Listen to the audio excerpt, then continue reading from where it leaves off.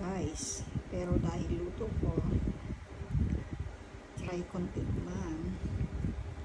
Ito ang hindi ko natuto ng kainin talaga. At tikman natin.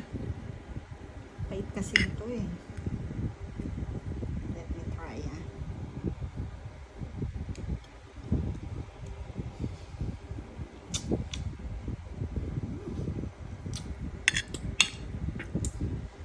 Mapait talaga.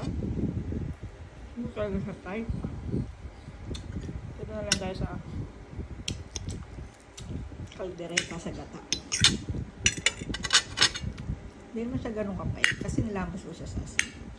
Pero hindi ko talaga gusto texture na pala eh. Sabay natin sa kaldereta.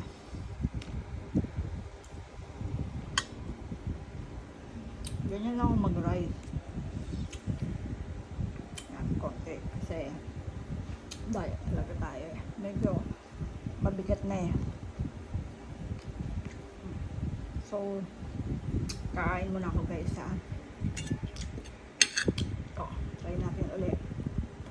Sabay natin sa kanin.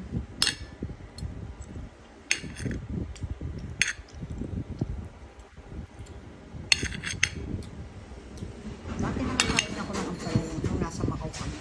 Hindi siya ganun kapait. Ito ba si Mama?